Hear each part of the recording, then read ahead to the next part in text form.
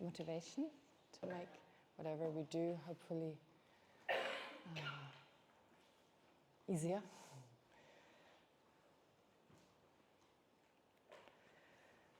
Okay. So let's do a few moments of breathing meditation.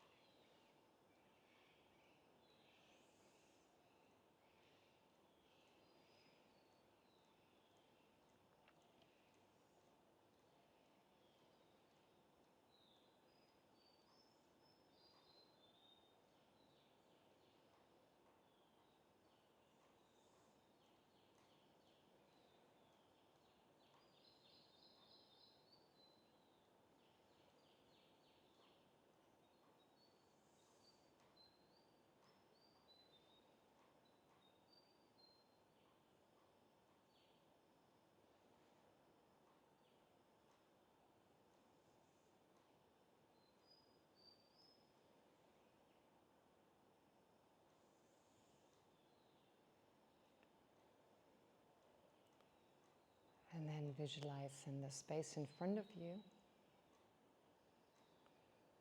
an embodiment of limitless great compassion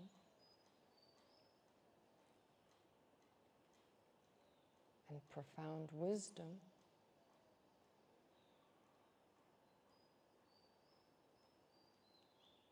A being that inspires you like Buddha Shakyamuni.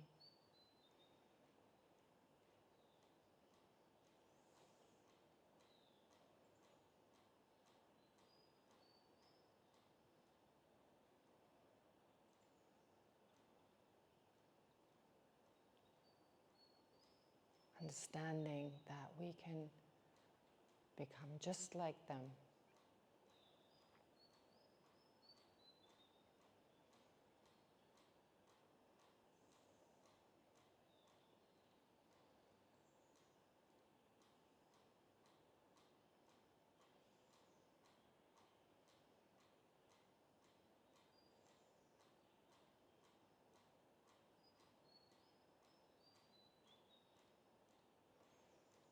And at the same time, you're surrounded by all sentient beings.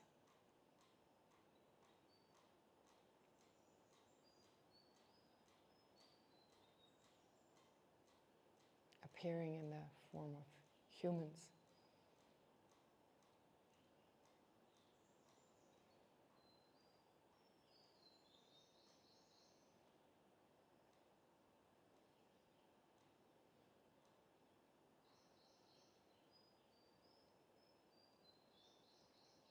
With those sentient beings you have a hard time with, that you may dislike or who may dislike you, right in front of you.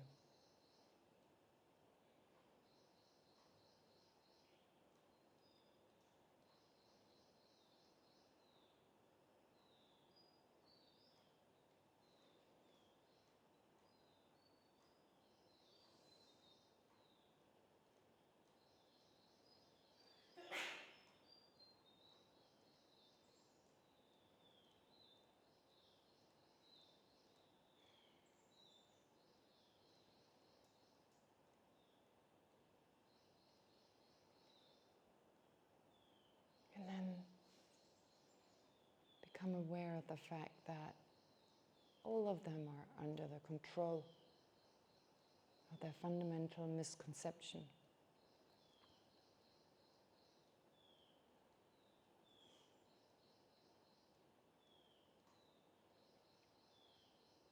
And therefore under the control of their self-centered mind.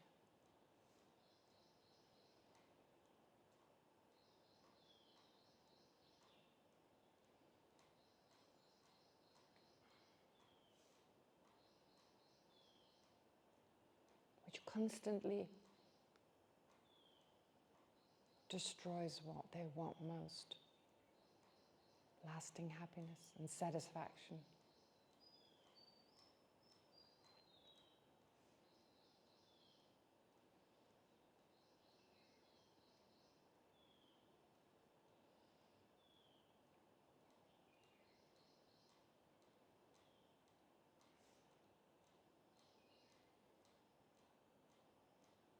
And each and every one of them has once been so close to us.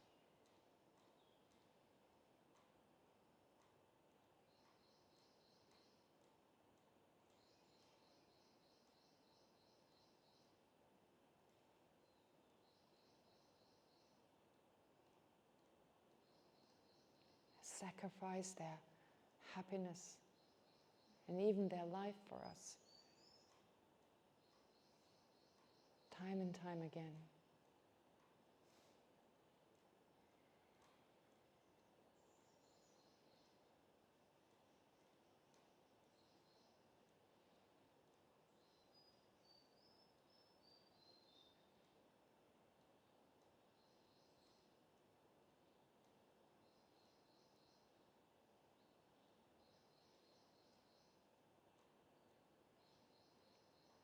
So now we have the opportunity to repay their kindness.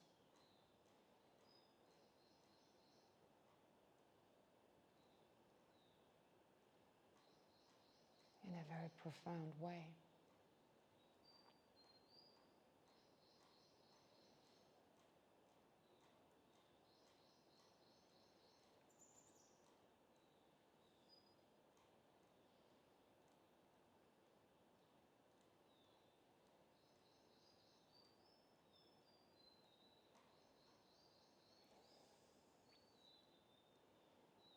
And therefore, let's generate a mind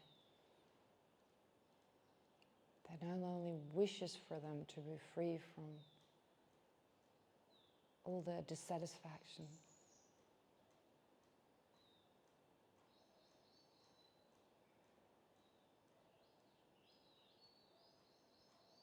their limited mind and body, and their limited happiness as well as suffering.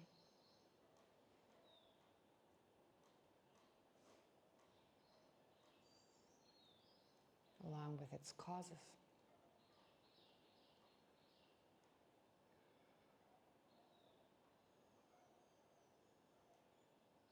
And that wishes to personally help them to overcome all these.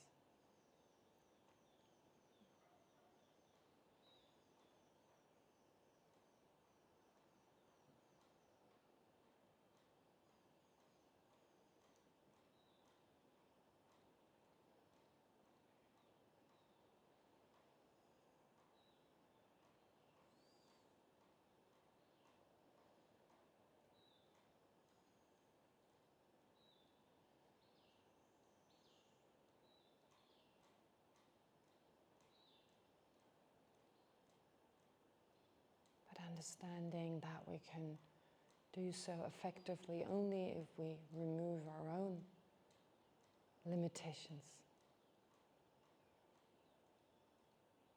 our own problems first. Let's therefore generate that aspiration to do exactly that. Remove everything that is not in the nature of our mind.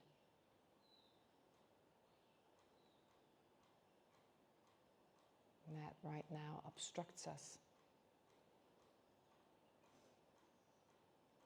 in so many ways.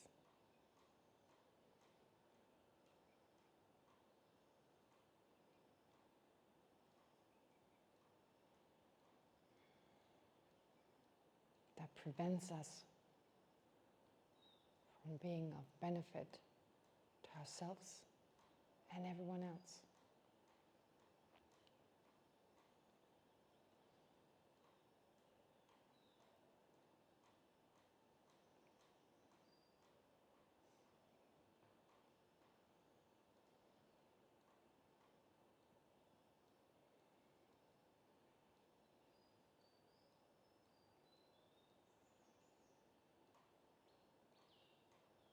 It's with this motivation that we continue to learn, reflect on, and internalize compassion and emptiness.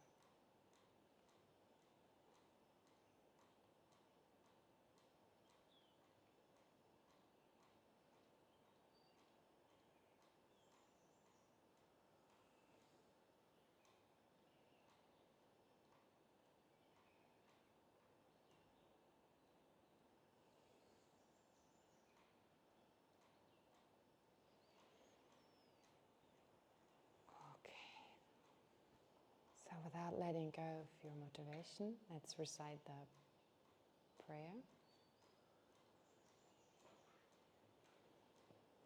I go for refuge until I'm enlightened in the Buddha, Dharma, and the Supreme Assembly, by the two accumulations created by practicing generosity and the other perfections. May I attain Buddhahood in order to benefit all sentient beings.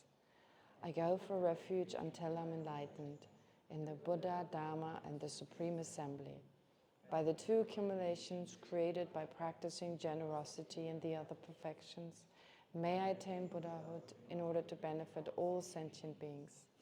I go for a refuge until I'm enlightened in the Buddha, Dharma, and the Supreme Assembly, by the two accumulations created by practicing generosity and the other perfections. May I attain Buddhahood in order to benefit all sentient beings. What are the two accumulations? I was about to ask that to you. What are the two accumulations? Is it wisdom and compassion? Is it wisdom and compassion? Tela Buddhabistam, by the way. Merit and wisdom, but there, it's like, compassion is part of it, so it's not wrong. There's this beautiful parallel, actually. You remember in the beginning, I spoke about how we generate anger. First, we rationalize, we use wisdom. I mean, we use that mind that is sometimes described as afflicted wisdom, right? Like seeing things in a skewed way, but it's still that process of the mind. You see, like, it's very interesting when we learn about the mind. It has certain abilities. It can analyze, it can know things. So it may not know them right away, but through the tool of analysis and reflection, it comes to know things, right? That's a very precious gift the mind, a very precious ability the mind has. So as long as it's not influenced by any misconception, it does that really well. We utilize it for meditation, for instance. Scientists utilize it, a knowledge that they don't yet had, a discovery that they haven't made yet. Well, they apply the tool of reflection, contemplation. There's, I mean, not really contemplation in that sense, but at least analysis, right? And then, of course, use also their observations. They use the tool of mathematics, which, of course, again, helps us to analyze, helps us to apply that particular tool. And in the end, they come to an understanding. However, that ability that we all have is sometimes influenced by misconceptions.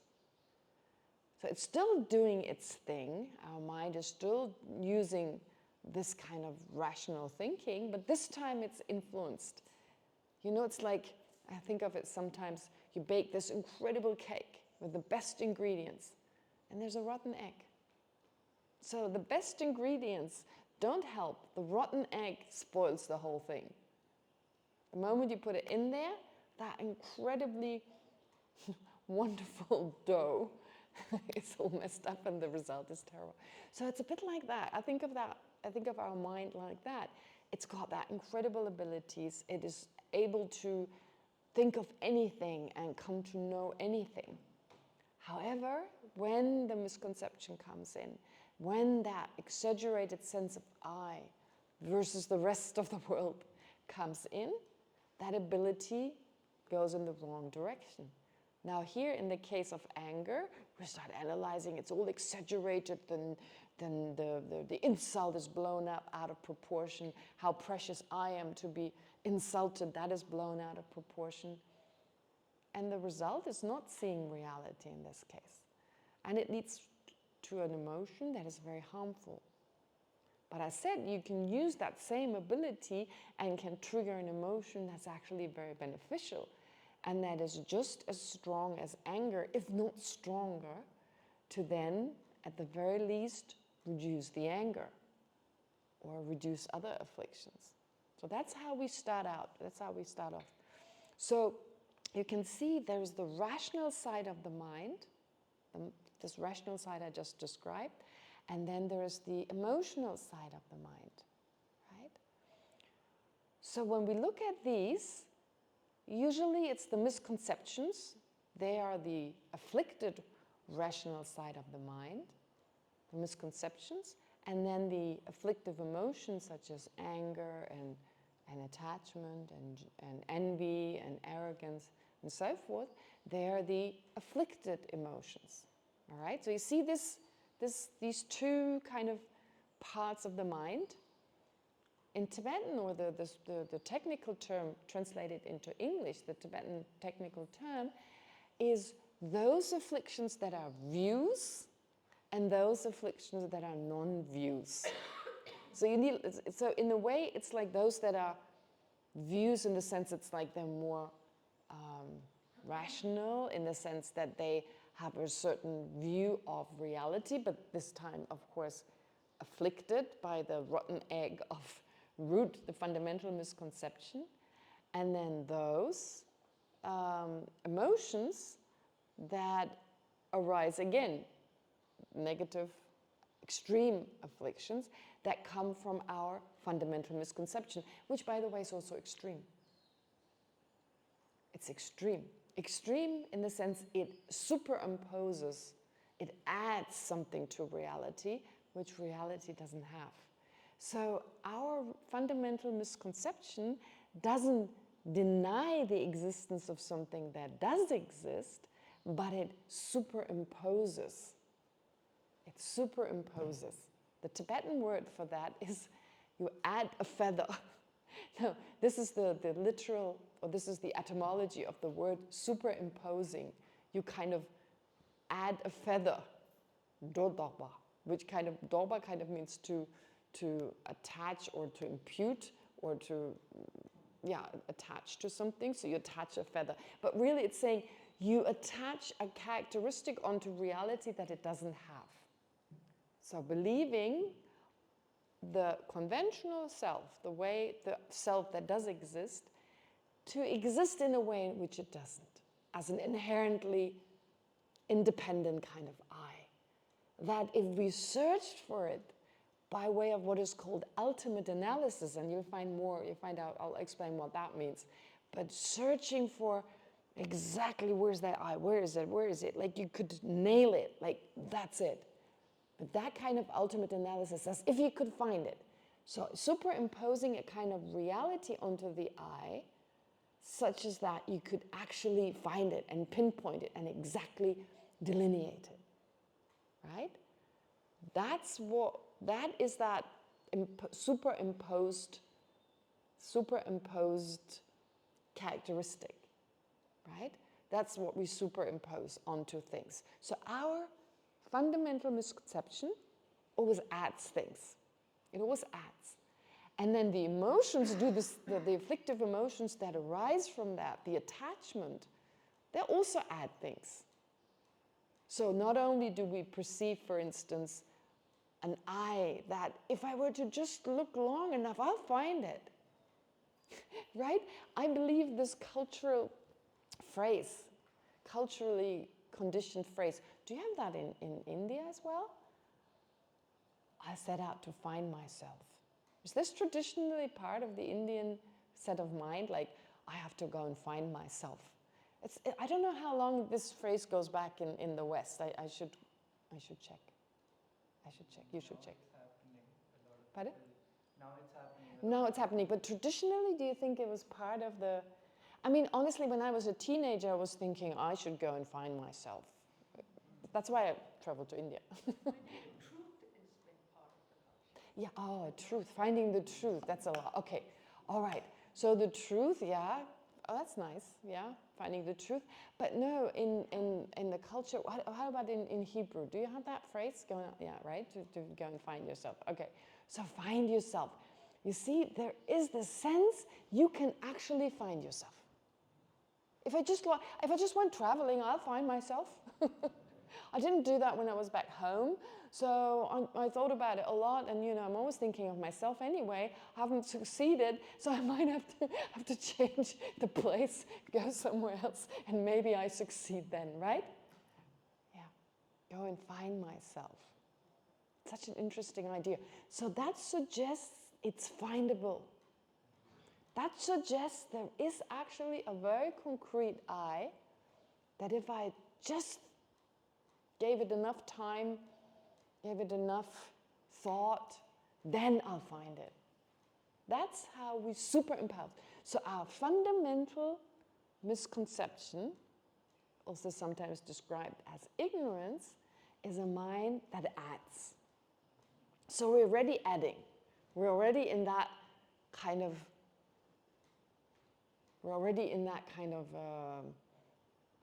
help me with the word.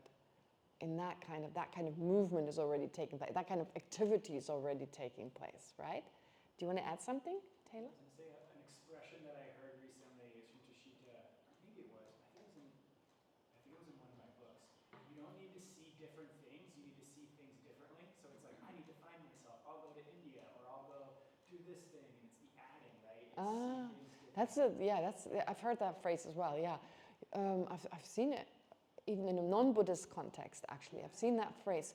So, you don't need to see different things, you need to see things differently. Yeah, it's not about seeing more things and adding to your knowledge as such, but it's about seeing things differently, and then you see different things, right? But it's not by way of just getting to know new things, but seeing them differently, everything changes, and therefore, you see a lot of different things. In fact, you end up knowing everything, as like the Buddha's mind being omniscient.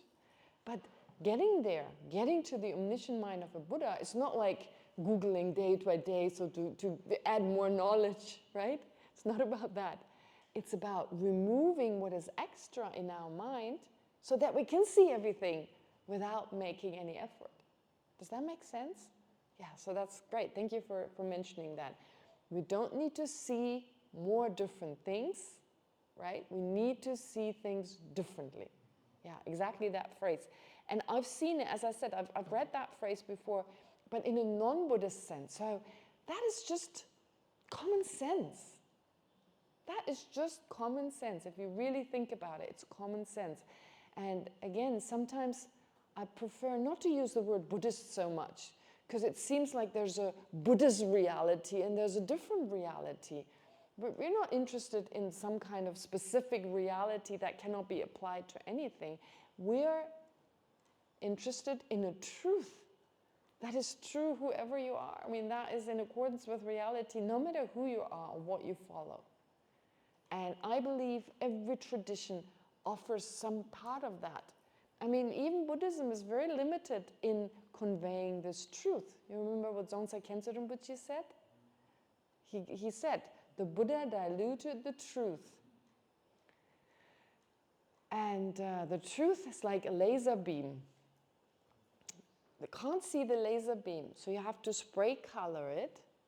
And once you spray color it, that is not the laser beam yet, but that's the closest you can get through terminology, through words, to understanding the truth. Now, the laser beam is like the words. The Buddha had to use words. He wasn't able to transplant his realizations, his experience onto anyone. But he could lead us in that direction through words, which are like the spray color. The laser beam, to see that we have to do on our own work. Well, of course, with the assistance of the Sangha, and of course our teachers, but in the end we have to discover it ourselves. So when we take refuge, to bring this in, until I'm enlightened, I take refuge, we're saying, the guy who sprays the laser beam, that's the Buddha. He sprays the laser beam, right?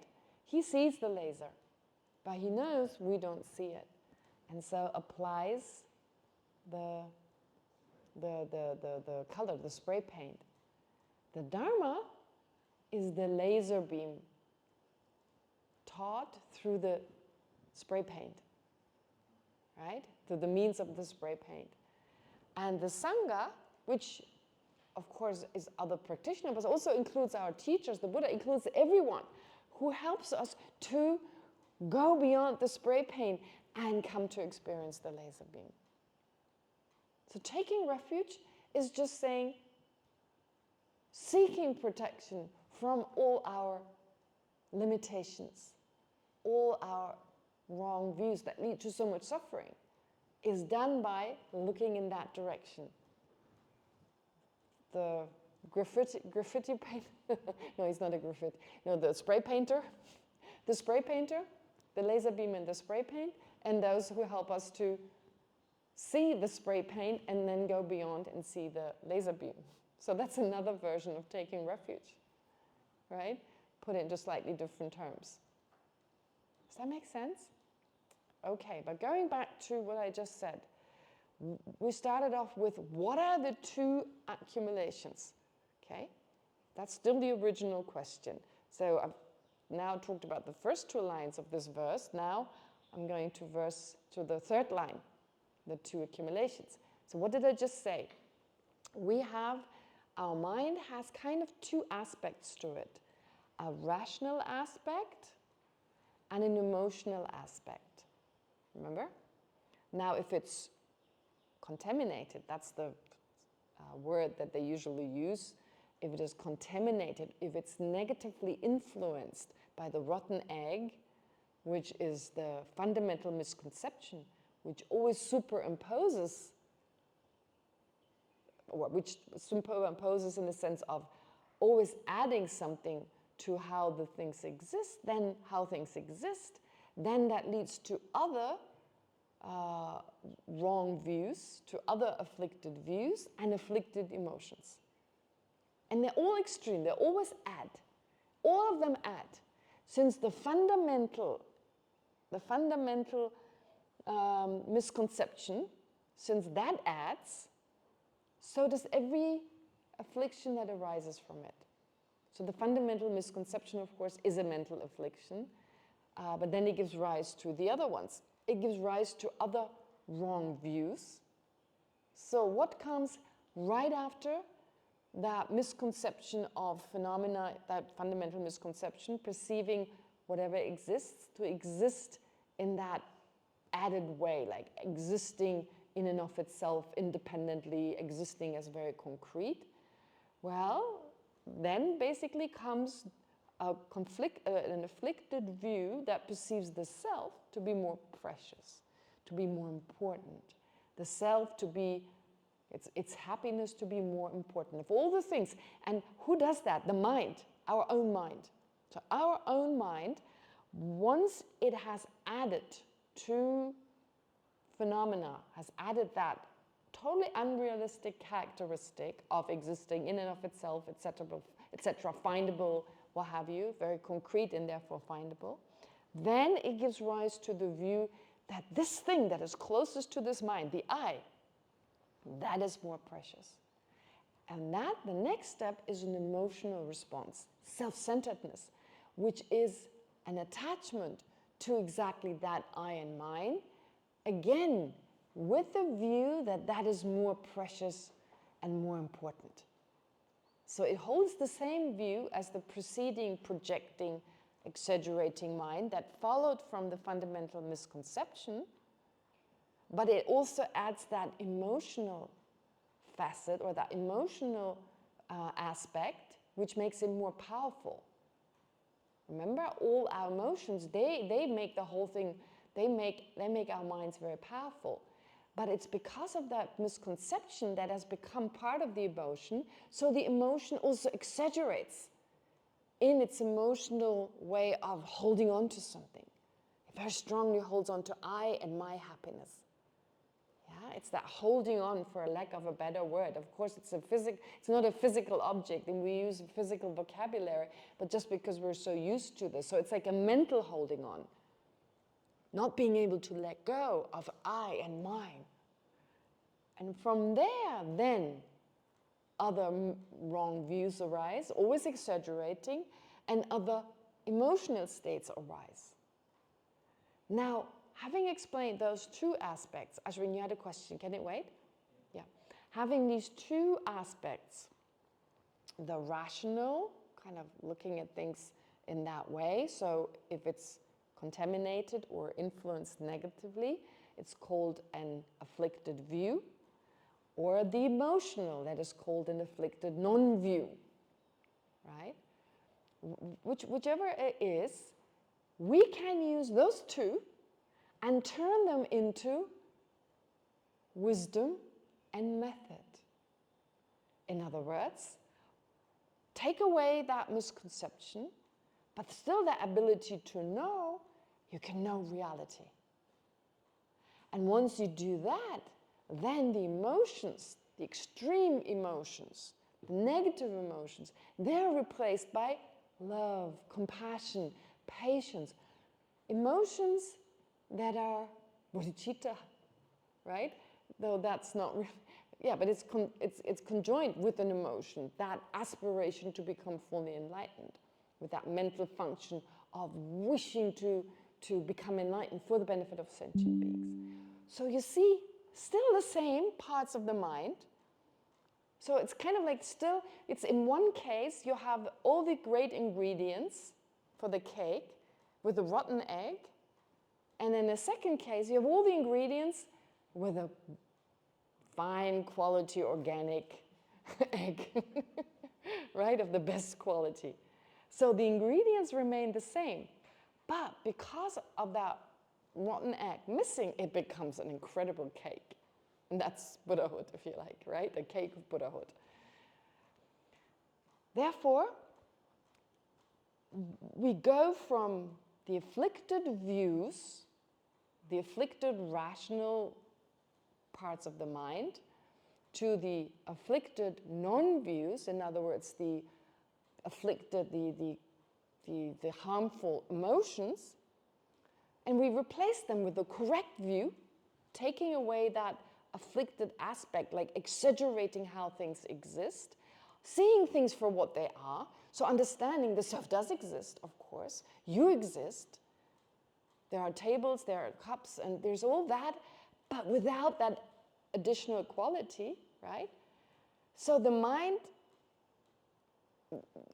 gets rid of that added aspect, so we no longer exaggerate the importance of the I. Now our mind is no longer obsessing over the I, and it's busy only with the I. That's taken off from the mind. And the mind is now able to look at everyone, it's got the space to look at the happiness of others. You know, if the I is blown up in the way our mind does, if its importance is blown up to the extent it is in our case, all we see is the I. We don't see others. We only see others in relation to the I. You're only important to me if you benefit this I. And I'll resent you if I don't want anything to do with you if in any way. So you see, we only have space for this I because of adding so much to its importance, to its so concrete, so important, so ever-present. There's no space for anything else. But if that extra is removed by removing that sense of things existing in and of itself, so going back to that fundamental misconception, removing that, we see the I in a balanced way. It's not more precious, it's not more important. In fact, there's not much difference between us. It's just a matter of perspective, right? from the perspective of my mind, this is I, but from your perspective, there's I. And these I's are interdependent. They're so correlated that one can't be without the other and one can't be happy without the other. And naturally, I'm going to work for your benefit. Naturally. Your happiness is just as important. I don't need to force it. I don't need to pretend. I don't need to force my mind, think of others, but actually I just want to think of myself. No, it comes natural.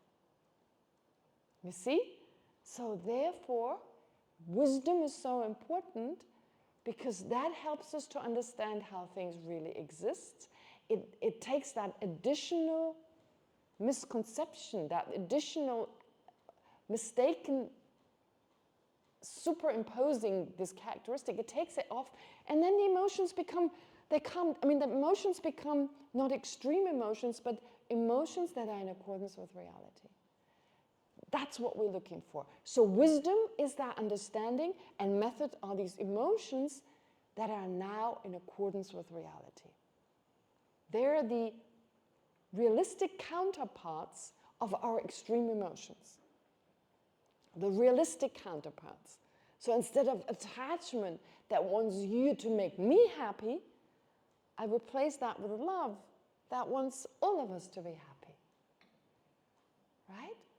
So it's kind of similar in its working. I wish for myself to be happy. I wish myself... No, now you wish for everyone to be happy. Yeah? Because there's no longer... My perception is no longer afflicted by the sense there's only I and that's important. Am I making sense? So in the end, we don't need a different mind or whatever. We use the same function of the mind, the rational function of the mind, the emotional function of the mind, but we remove what's extra in such a way, extra means our unrealistic exaggeration of what is there. We remove that aspect, and suddenly we have wisdom and we have method in the form of very beautiful, powerful, positive emotions. Love, compassion, loving kindness, and everything else. It's actually quite simple. When you think about it, it's actually quite simple. You have the same ingredients in both cases, but with that added afflictive aspect, all this trouble starts. And it starts with such a tiny little mistake, if you think about it. But sometimes, what is it? The movement of the wings of a butterfly giving rise to a tornado at some other place of the world. I'm not putting it in a very elegant way, but isn't there something? Pardon? Butterfly effect. The butterfly effect. Oh, that sounds more eloquent than my wings kind of flapping away. No, the butterfly effect, yeah. So it's really a bit like that. It seems to be quite insignificant, like big deal. I'm adding a little bit to the sense of I, right? It doesn't seem to be that big, but it has an incredible, all our problems, all the conflicts in the world. So these are all the tornadoes that come from that butterfly. And we have so many butterflies, equal to living beings, right? Flapping their wings. And so, yeah, that leads to a lot of mess. And the stronger the flapping, the stronger. So in that sense, therefore, understanding that phenomena don't exist in such a way is the solution to all problems. But oftentimes, we need to reduce what that afflicted wisdom, as it's sometimes called, that's the term that's sometimes called, Sherab Nyumunchen is called. Sherab Nyumunchen means afflicted, and Sherab means wisdom, right? It's not really that intuitive wisdom. There's a different word for that, Yeshe, but it's Sherab. You probably know people who are called Sherab or Yeshe and so forth. Well, people are also called, like same way you call Deepak, and it also means light. So of course the Tibetans, based I guess also on the Indian traditions, use names that have a certain meaning in the Dharma, but are also applied to people. So Sherab means this kind of wisdom here we initially accumulate, and then we come to Yeshe, which is an even deeper kind of maybe more intuitive wisdom. It's difficult to define. But anyway, the point I'm trying to make here is that, how did I get from? Pardon? Accumulations, yeah, the two accumulations. Oh, yeah, but something was in. Anyway, so, oh yes, so it's actually relatively easy to generate, I mean, it seems relatively easy to make that change, right? To just understand how things are. But in the meantime, we have to remove, we have to weaken, not remove, we have to weaken all these different afflictions that arise from that root misconception, from that afflicted wisdom, because otherwise we never get to understand that this fundamental afflicted wisdom is afflicted or is not in accordance with reality. So first we have to weaken our anger, we won't be able to see through, we won't even be able to really effectively think of emptiness. That's the first step, and it doesn't solve the problem. So when we do that effectively, calm our mind, it calms our mind in a very effective way. It calms it, it gives it more focus, and it gives it the freedom now to reflect on what we call emptiness. Yeah? And once you are able to reflect on emptiness, and it's difficult, actually emptiness is very easy.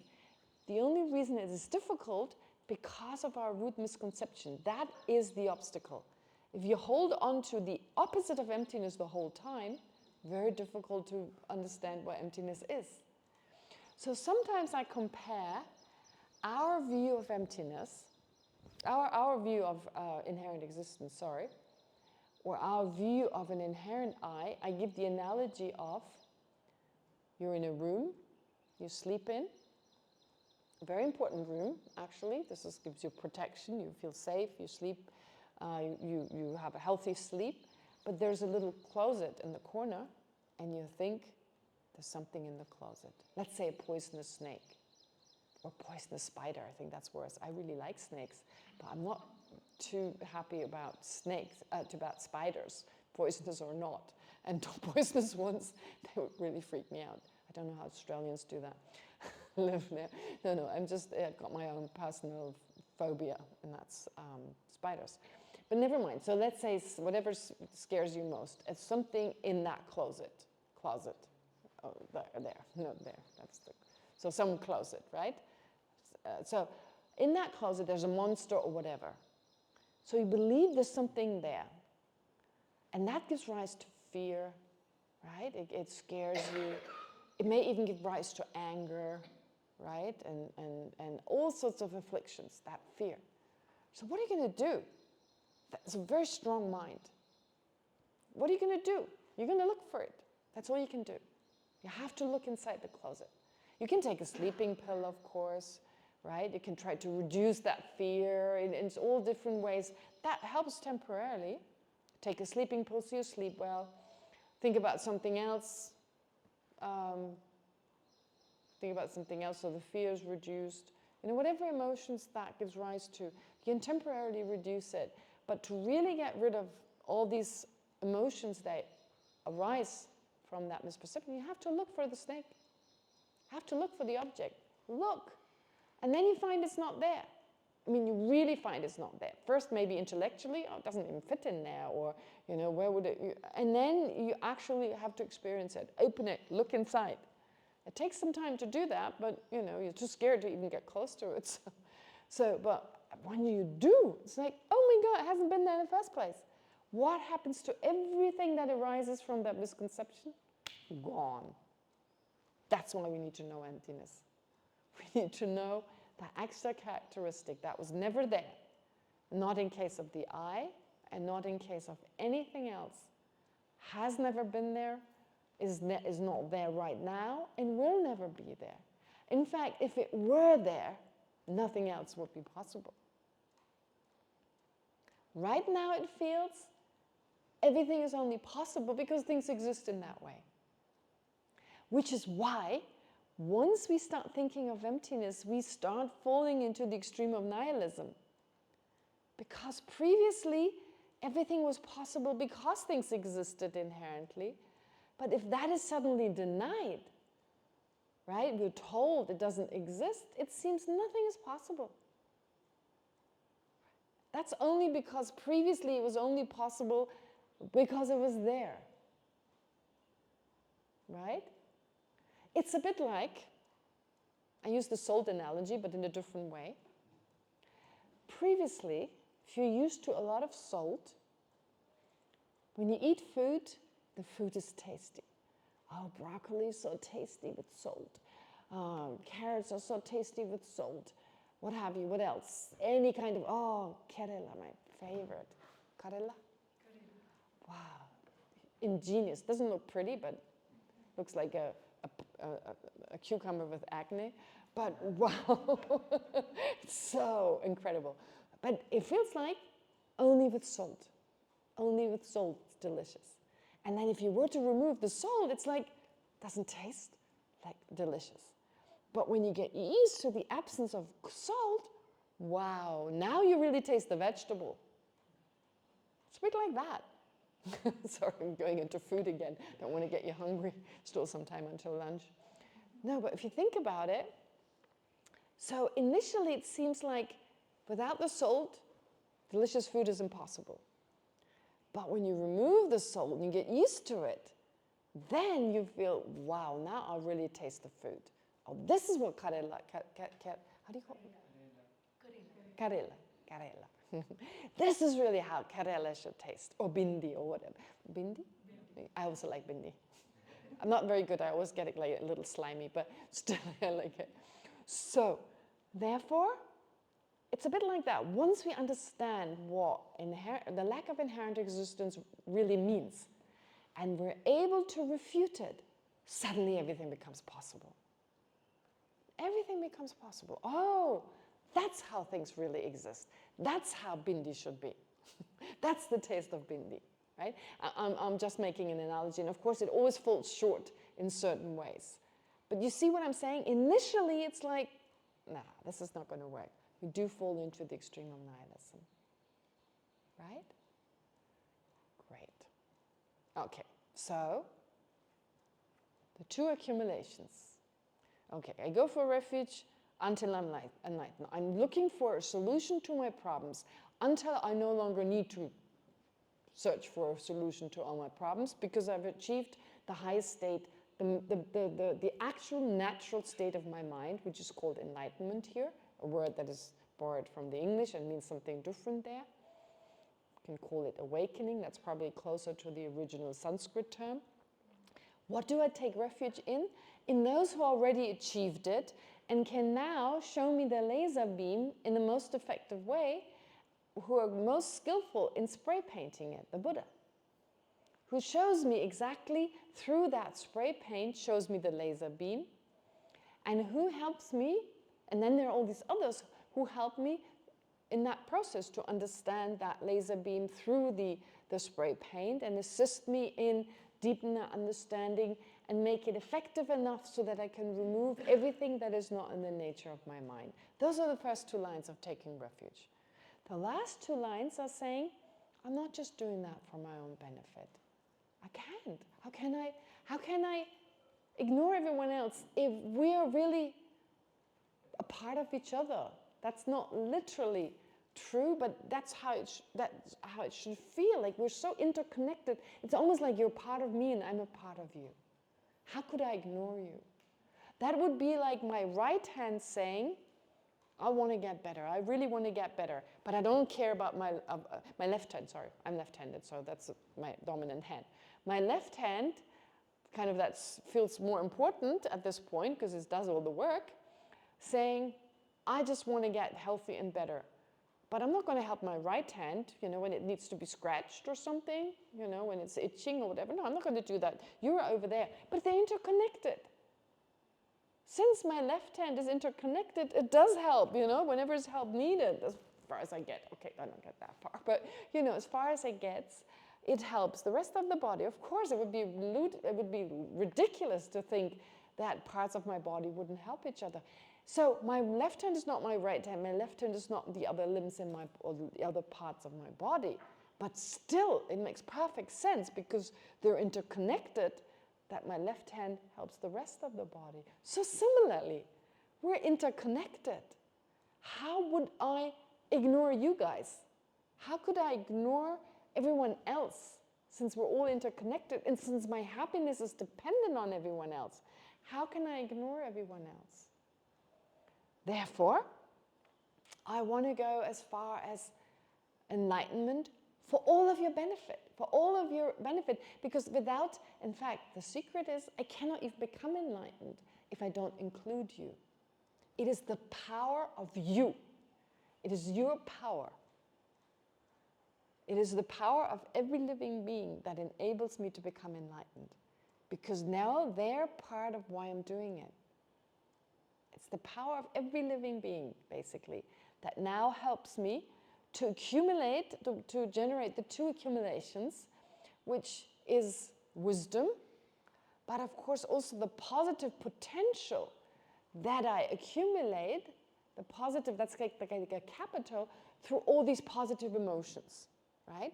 It's kind of like the karmic potential, if you like. It's not the emotions themselves as such, but it's based on those emotions, and it's also based on the other view. So strictly speaking, here, this is the positive potential that I need. I need wisdom, correct understanding, and that positive potential that comes from any other mind that arises from wisdom, other than wisdom, that arises from that wisdom. So love, compassion, etc. So it kind of includes those, the methods.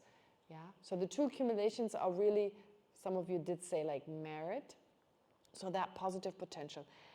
But how do I create this positive potential? Through these practices. The practices are what are called the 6 perfections, or the 6 paramitas. I prefer the Sanskrit term because I don't like word perfections. I don't believe in perfection. I don't even think the Buddha is perfect, but we'll get into that. Still limited in certain ways, I would say.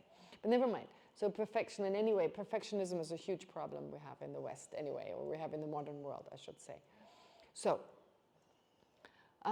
therefore, by practicing the 6 paramitas, these 6 special practices, generosity, ethical conduct, forbearance, joyous effort, concentration, and wisdom, may these accumulations, this positive potential in the form of wisdom and merit, may they become complete so I can become a Buddha for the benefit of all the parts that are interlinked, all the sentient beings. That's what these 4 lines are saying. So first, I'm opening the door to the Buddhist teachings with the first 2 lines, and then I'm opening the door to the universal vehicle.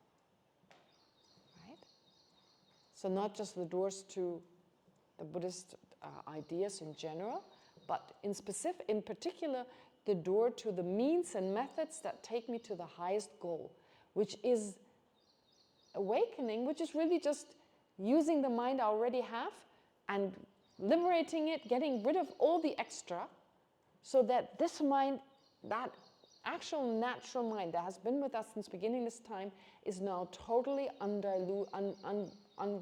unafflicted, is totally free from any obscuration, to use Buddhist terminology. Does that make sense? So it's actually quite simple, all of that. It's all quite simple. However, because of our root misconception, it gives rise to such a balagan, it gives rise to such a mess, to use balagan again, that Turkish word for mess. Farsi. Oh, it's Farsi. Interesting. So from Iran. It's a Farsi word. You look. Oh. From Farsi it got into Turkish. Into Turkish, and from there into the Arabic language, and into the Hebrew.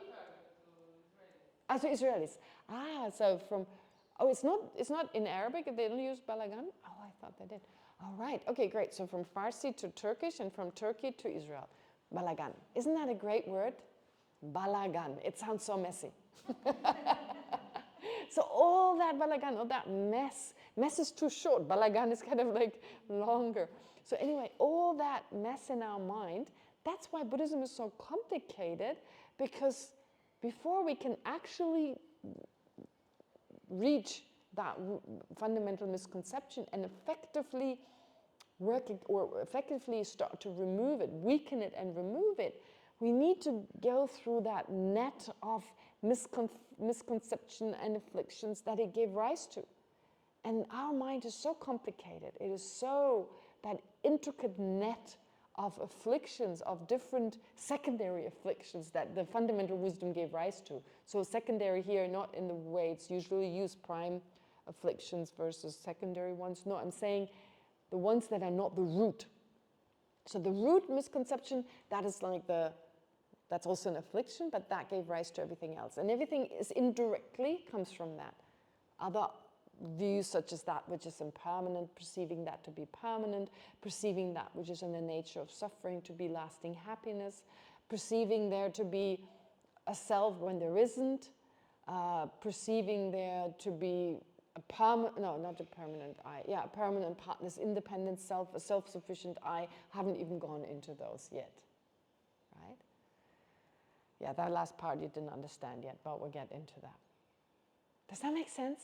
That's why Buddhism is so complicated, because our mind has become so complicated with all its afflictions that it needs some very important or powerful methods to first just clear that jungle of afflictions and kind of like slowly reduce them, get to recognize them through mindfulness and so forth, reduce them a little bit, get some control, gain some control. It's difficult, but what's beautiful, one of my teachers, Geshe Kelsang again, he gives this beautiful analogy. He gives a beautiful analogy. He says, like, when we start to practice the Dharma, when we start off, it feels like you're on a, let's say, mountain bike. Okay, a mountain bike riding in a jungle with like roots protruding from the earth, huge roots and holes and what else? Potholes and, I don't know, leaves and mud. And I mean, how easy, even with a mountain bike, right? Mountain bikes are a little easier to ride in a jungle, but boy, you keep falling off and you have to get on again. And then you feel like there's a smooth bit and then there's again, I don't know, some swamp or whatever, and you get stuck again. And then it feels like you're starting all over again. This is how Dharma practice feels in the beginning. Impossible. Whoa, it's so difficult. And we're so eager in getting forward, so it makes it even worse. Like, oh, this meditation. And we almost look like for smoothness in that jungle. So, oh, my meditation, there was so much coming up. That wasn't a good meditation. You know, I think it's ridiculous when people wish each other a calm and peaceful retreat. That is like saying, I wish that when you do your laundry, the water remains white and clean. Why are you doing laundry? It's clean. You don't need to do laundry. So, thinking that meditation should be such that you feel so good, you feel so happy and peaceful, that's not an effective meditation. It should be in your face, right? It should be in your face, as in like, wow, stuff comes up, emotions come up, you know, it's like, whoa, what just happened? Because only then can you change. We have to become aware of the balagan in our mind. So when better, usually we're so busy surfing the internet or, I don't know, beating traffic or working, I don't know, 9 to 10 hours every day and then cleaning our room and we're too busy, right? No, we never see, we can never have the time to let, so allow for that balagan to come up. Allow for that, oh my God, all that messy stuff, great. I just had a turbulent retreat. I wish you a turbulent, emotionally unsettling retreat. That's actually a kind wish, not a peaceful nirvanic one, right? It's like, yeah. But that's what we do. We're on that bike expecting to finally hit a spot where we can just, but it's not, we're in the middle of the jungle. What do we expect? So to expect, oh, there's another hurdle. Great, wonderful, right? You become better and better in like, and once you become better and better to master these hurdles, it becomes like a smooth, it becomes like a highway. So advanced practitioners, they don't fall off the bike like we do all the time, or take one step forward and then move in the opposite direction for a kilometer. It feels that way, doesn't it?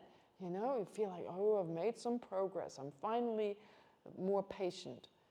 And then this annoying person comes in, maybe a manifestation of a Buddha, who knows? And then I got angry for the next month, and my little bit of patience, all out. But you pick yourself up and keep trying.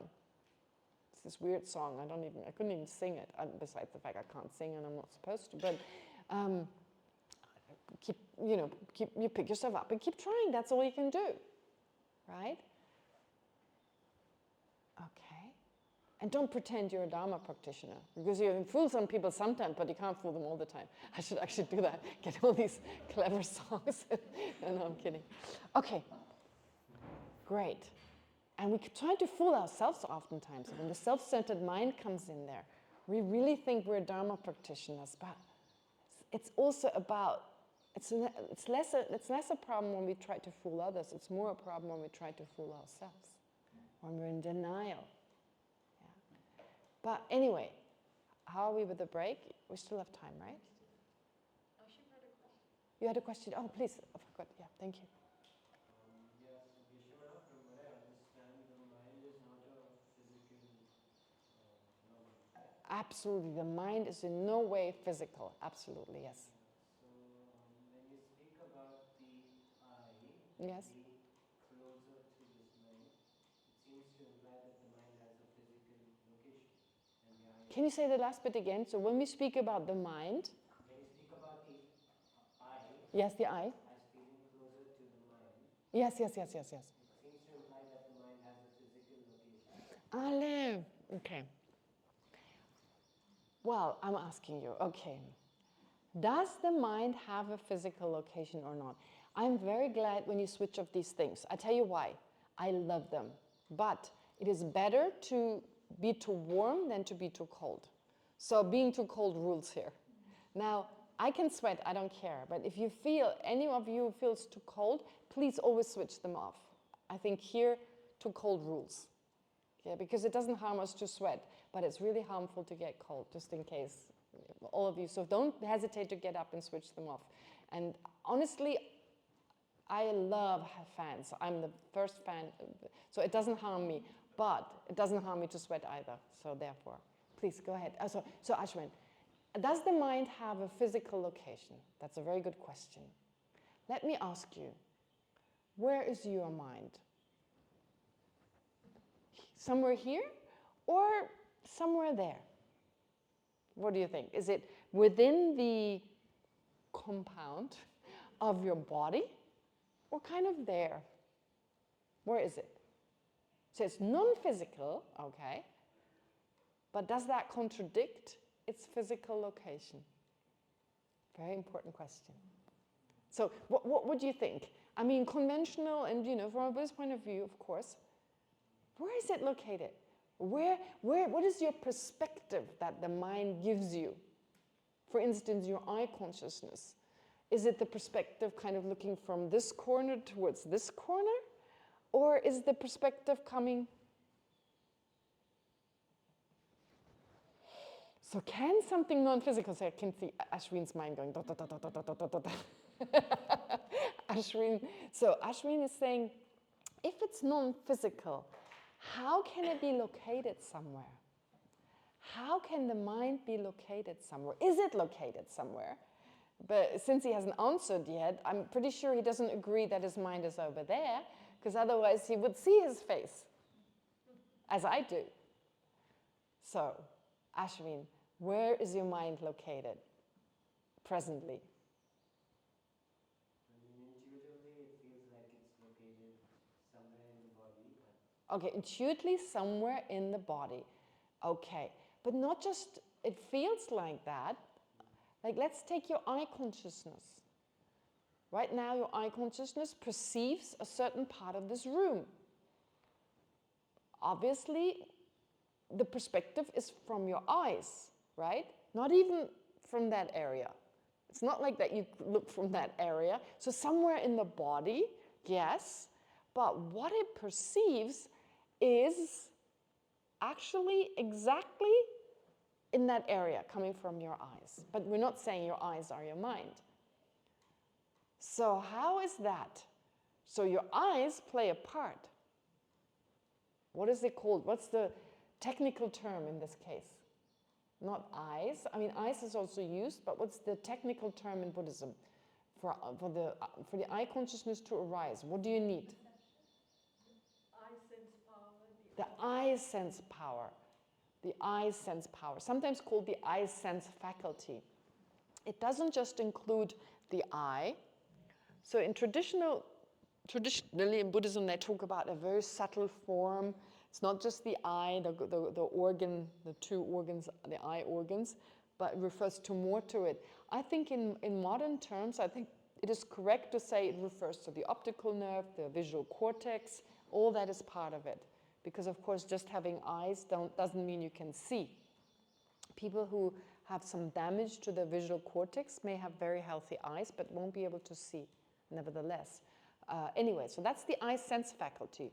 So it's obvious that your consciousness can only operate, in this case, like being Ashwin, as a human being, can only operate on the basis of something physical.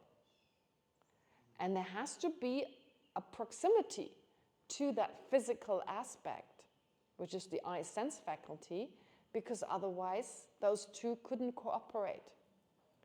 So, in other words, we usually say there are three things you need to be able to see something visual, shape and color, basically. One is a previous moment of awareness. So if a moment before, so let's say Ashwin is now looking at this corner of the room, looking at the altar. So Ashwin is looking at the altar. For Ashwin's eye consciousness, perceiving, apprehending the altar, for that eye consciousness to arise, there must have been a moment of awareness that preceded that. If a moment earlier he wasn't aware of anything, there was no awareness, he couldn't be aware now. This is the same as saying every moment of consciousness must have been preceded by a former moment of consciousness. Because that ability to know doesn't come from a stone, it doesn't even come from a brain. The brain supports everything that is needed. It gives the support for human perception. Without it, you couldn't have a human perception. But it's not that a part of the brain transforms into awareness. Does that make sense? It's a former moment of awareness, a former moment, a former non-physical entity that experiences, that now gives rise to the present moment. Therefore, the immediately preceding condition, that's what it's called. The technical term is the immediately preceding condition. That gives rise to Ashwin's eye consciousness ability to know in general. But that's not the only condition. What he also needs, that is simultaneous with that previous moment of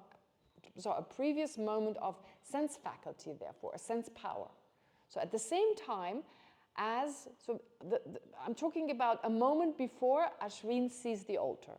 So that previous moment, at that time there is awareness of just anything, just the ability to know. At the same time there's a sense faculty, the retina, the optical nerve, So during that moment, whatever needs to be done, light coming into the retina, then the optical nerve, the electrical whatever, and then the visual cortex. So at that time, it happens at the same time as there's also the immediately preceding condition, awareness. There's also the sense faculty that is active, right? That is called the observing condition, Migyen. No, that's not the Migyen, sorry, Dhammatagyen. Gyenshi. Dagyen. The Dagyen, sorry. Dagyen means empowering condition, or actually it's not empowering condition, it's empowered condition. Yeah, you need empower. No, Tumumai Dagyen, yes. So unique, you could add like, sometimes they add also unique, but you can also just set the empowered condition. Empowering is actually not correct. So the empowered condition, which is the sense faculty. And you have the object, that is the observed condition. You have the object. Those three exist simultaneously. There is an awareness of something, there is a sense faculty, the empowered condition, and there's the observed condition. Those three interact, and of those three, again, the immediately preceding condition, a moment earlier before you perceive the altar, the fact you can see, enables your eye consciousness to be aware in the first place. Your sense faculty enables your eye consciousness to see something visual, and the observed condition enables your eye consciousness to see something specific, of a specific visual object, namely the altar. They all perform a function. The general function of just knowing in general comes from the immediately preceding condition. The function of your eye consciousness to know something visual comes from the sense faculty, part of the brain, the eye, and so forth. And the ability of your eye consciousness to know a specific object, namely the altar, comes from the altar. Okay? So these three conditions are necessary. The immediately preceding condition is nothing suggests that this immediately preceding condition needs to be in one place, right?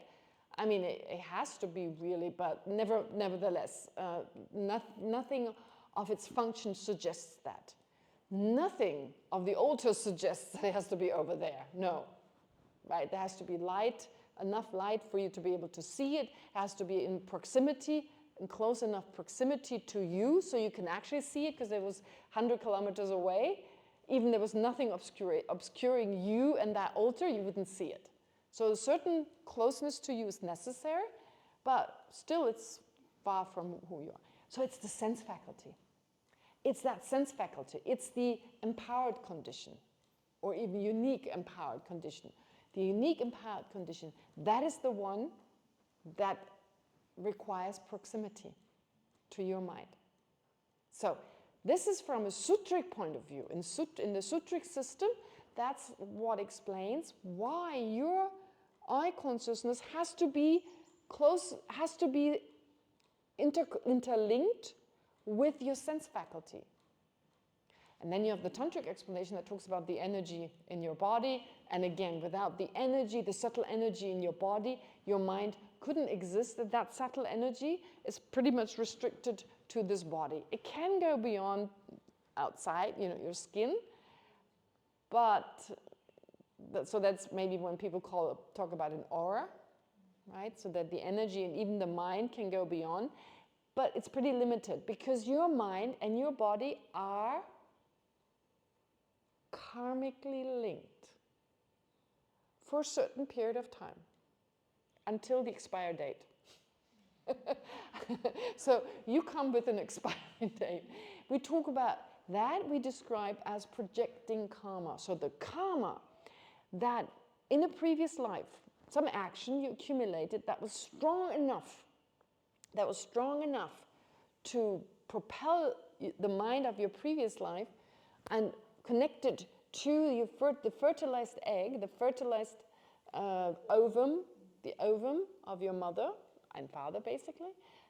When that was there, and there was a karmic connection between your parents, and you had accumulated that kind of karma, those two became karmically connected.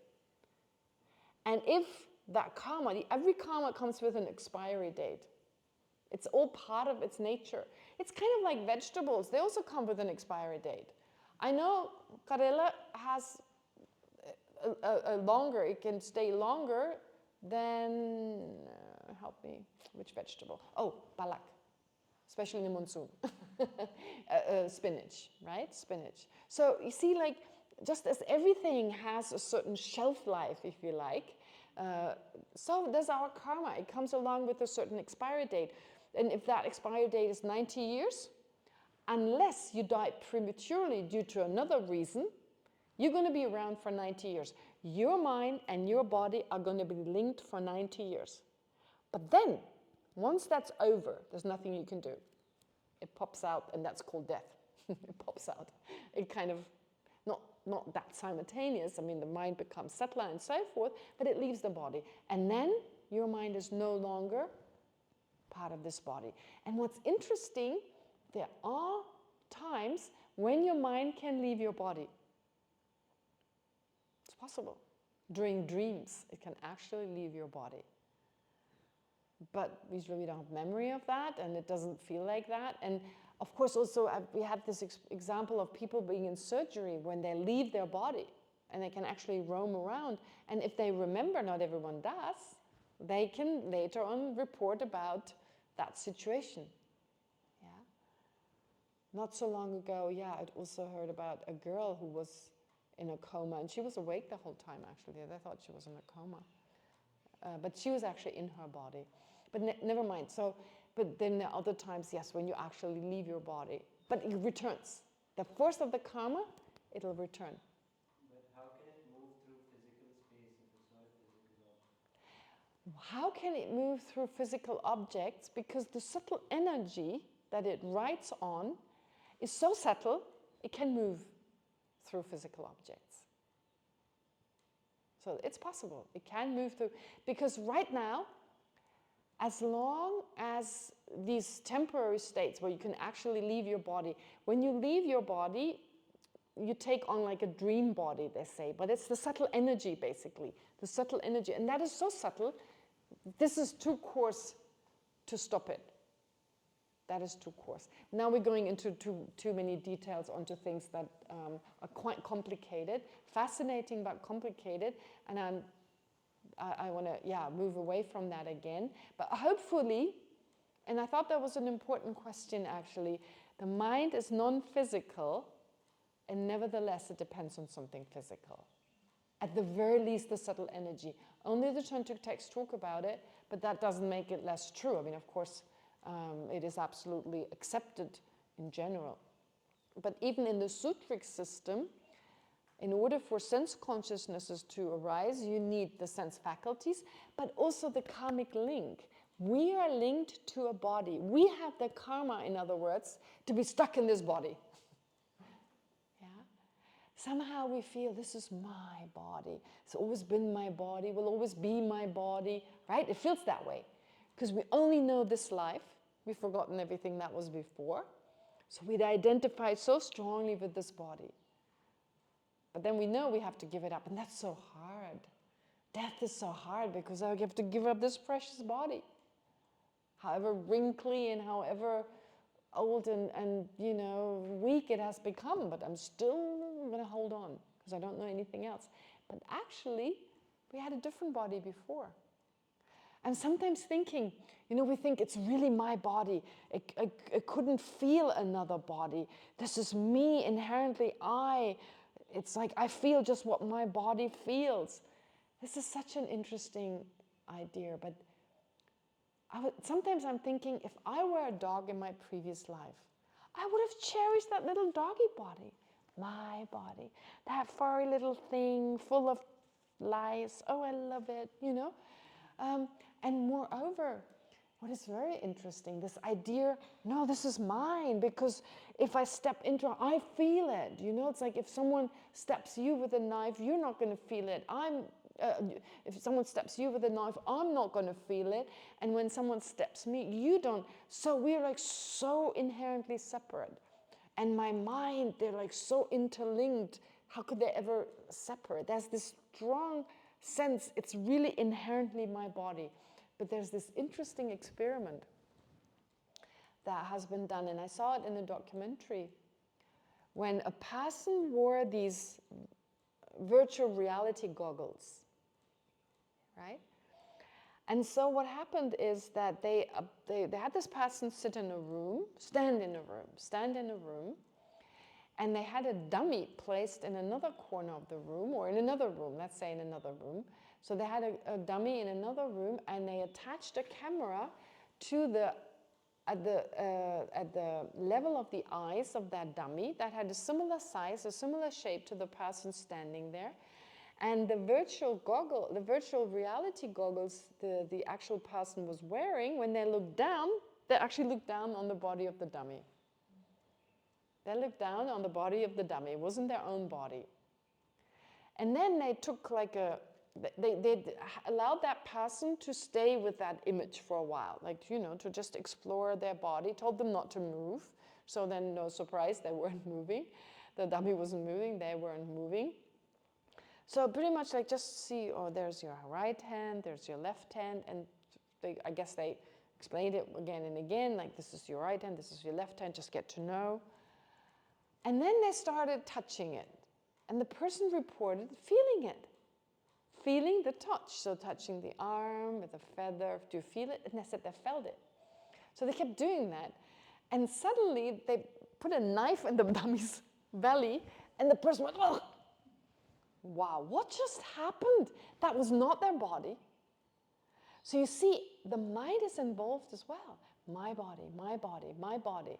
And since we're so used to doing that, if it's my body, as I said, you remember I said yesterday, it's not just the sensation, it's also connecting that sensation with I that actually gives rise to the sensation the way we have it now.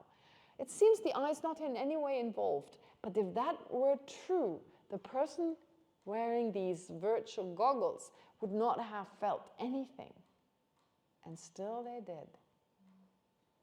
And this is also similar to a way of treatment for people who have had their amputees. Yeah? So they have what's called phantom pain, where their nerve endings, which of course are connected to the brain, where the brain is so used to have this arm, and now they're reacting, they're firing away in such a way that the person experiences pain in their arm. But there is no arm.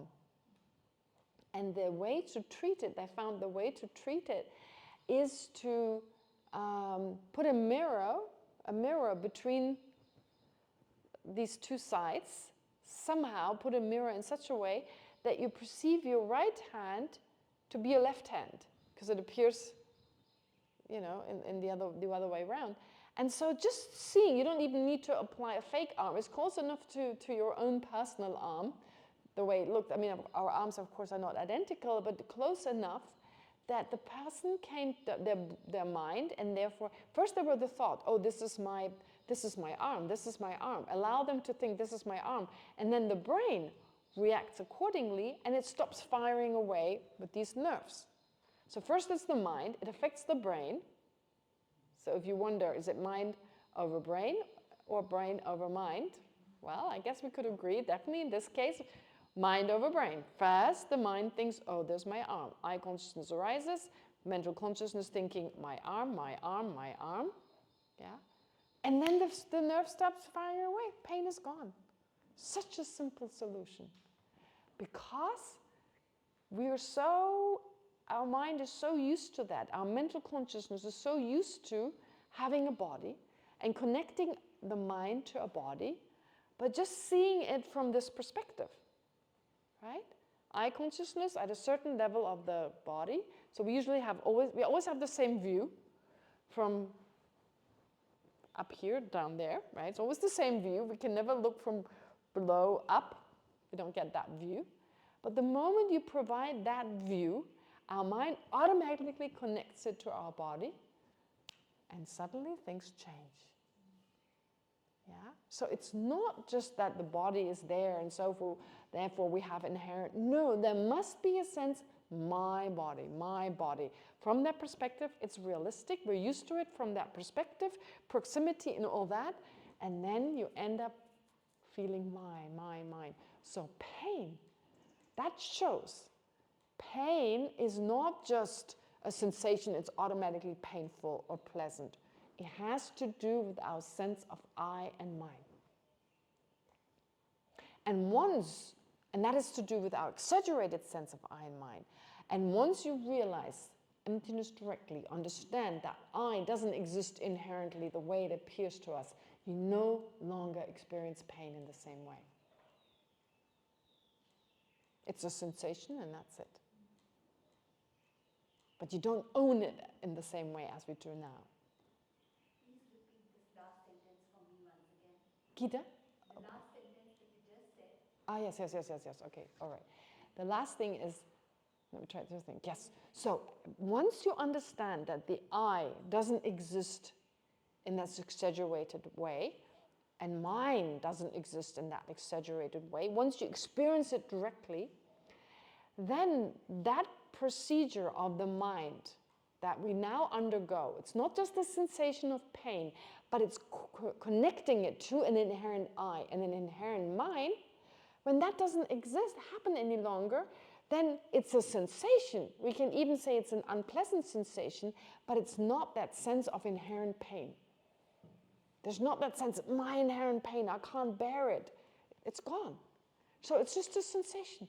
And then even if we were to, I mean, no one is suggesting cut away your body, but if you choose to do so, only do it then. Before you regret. Oh, bummer, I shouldn't have given my hand, now it's too late. And you regret and the virtue is gone. That's important about generosity. It's very important about generosity. Yeah? So here we're talking about generosity, giving away your body, but in such a way that you don't regret it, that you give it, because once you regret it, not only is the money gone, the virtue is gone as well. Or not only is the arm gone, the virtue is gone as well. I'm reminded of a very funny story. Such a funny story. You know, giving something to a high being, like someone like the Buddha or His Holiness the Dalai Lama, is said to be extremely virtuous. What an opportunity. So it's the power of the object. Of course, giving to a poor person who really needs it, it's extremely virtuous as well. But it's said that giving to someone like His Holiness, who works for the benefit of all sentient beings, you're indirectly benefiting all sentient beings by giving to him. Because whatever you give is actually utilized for the benefit of all sentient beings, right? I mean, assuming, of course, if you don't know His Holiness, but His Holiness is so selfless in whatever he does. Everything is done for others. So even if you give something, His Holiness is not going to take a vacation in Goa using the money. No, it's going to be used for something. His Holiness doesn't even have any money, doesn't have a salary or anything. He gives it. He always gives it away. After every teaching they read, whatever offering has come in, where is it given to? And there's only the most basics that His Holiness needs to food and so forth. That is used, right? But any kind of offering, so it goes to the benefit of others. So if you give to His Holiness, you're benefiting all sentient beings and it becomes extremely virtuous. Yeah? It's just for your own benefit. It just benefits you in such a great way. And if you want to practice the Dharma and you want to be of benefit to all sentient beings, you need that capital. And so it makes sense to make offerings for the benefit of all sentient beings. That should be your motivation, of course, and that makes it so virtuous. So, you give to His Holiness, such an opportunity. And the funny story is this. One of my classmates, he has a cousin, and His Holiness gave the Kala Chakra in Bodh many years ago, and so at that time, his cousin's parents came from Tibet. Many people came from Tibet. Somehow it was easier at that time, they could come, and they all went to attend the Kala Chakra. But as it happened, His Holiness became sick and couldn't hold the Kala Chakra. But this is the power of His Holiness. He said, all of you have come here, because this is the power of the Lama. You didn't receive the empowerment literally, but just by being you, you now receive it from me. That's it, you just got it. So they all received the empowerment simply by being there. But never mind, that's a whole different story. However, they all got an audience. They could walk up to His Holiness, so there was not enough time. His Holiness had been sick, so there was not enough time to now hold the Kala Chakra, but there was an audience. And so my classmate tells me the husband had put 500 rupees into an envelope and was to offer it to His Holiness. And his wife was in the back nagging him. That is too much, it's too much. But he offered it anyway. And I thought, oh no, now the virtue of the wife is gone. Not just the money is gone, the 500 rupees, but because she was like, oh, it was too much. There's no virtue, right? So this is really powerful. when you offer, this is very important, when you offer something, any kind of virtue you do, don't regret it. Because if you do, not only is the time that you spent gone, but the virtue is gone. So it's time wasted. So it's always important to do the opposite, to rejoice. And these two, rejoicing and regret. Is rejoicing positive? No. Is regret positive? No. Because it depends on what you rejoice in or what you regret. It can go either way. It can be virtuous, non-virtuous, or neutral. So if it's regretting a non-virtue, regretting a non-virtue is very virtuous, very positive.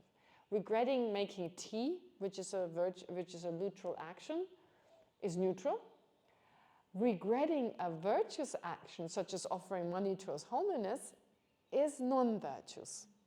Right? Regretting a virtuous action is non-virtuous. So it can be all three. An afflictive emotion can never be all three.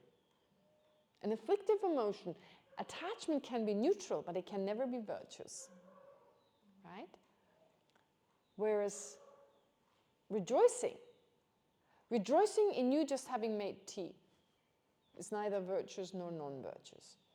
Rejoicing in me just having made tea without any positive motivation. It can, of course, making tea can be very virtuous if I do it for the benefit of all sentient beings. That is the power of my mind. But if I just make it because that's my job and I'm just making, then it's neutral. If I rejoice in me having just made an incredible offering, then I multiply. If you make an offering and I rejoice in that, depending on the strength of my rejoicing, it can become stronger than your own virtuous action. In fact, it's called accumulating virtue for the lazy. All I need to do is sit here back. You're working really hard, making offerings, meditating. I'm lying back and rejoicing in you doing it. If I really do that, I can just lay back and accumulate so much merit. Right? It's just that rejoicing, that joy in what you've done. Right? It's just that joy in it is very powerful. So that joy is very important. Therefore, it's also we have a personal responsibility in being joyful in the sense that we accumulate so much merit that can be of benefit of others if we rejoice in virtue. But in virtue is important. But if I rejoice and you just lying and stealing and being nasty and experiencing all that negative karma, well, guess what? So it can be all three. So rejoicing itself is not a virtue. And regret in itself is not a virtue, or a non-virtue, or virtue in this case. We think of it as a virtue because we associate it with purifying negativities. Very powerful to regret something. Even in the legal system, you regret your action, the sentence is usually lighter. Right? So regret is the first step towards purification. It's one of the most important powers towards purifying negativities. It's regret. And that is common sense, because even in the legal system, when you've done something horrific and you show regret, usually a sentence is lighter. And the opposite, if you don't show any regret, the sentence is harder, is longer, or more severe. See? It all makes sense. It all makes sense. It makes sense to have some tea now. Okay, no, go ahead. You just mentioned attachment can be neutral. Attachment can be useful. Of course attachment can be useful, but it's not virtuous. A neutral, yes. Oh, attachment can be neutral. How? Think about it. Think about it. Oh yeah, I'm nasty now. Okay, all of you think. What attachment, how can an attachment be neutral? Neither non-virtuous nor virtuous. So we can contemplate that over tea break. You want to do a tea break? Yes. Let's do a tea break. Or you can sit with it a little longer. I think it's okay. I can continue with this lesson without you not being able to understand it if I don't answer this question. So stay with that. How can attachment be neutral? I'll add something. Can anger be neutral? Okay, all right, let's leave it. Okay.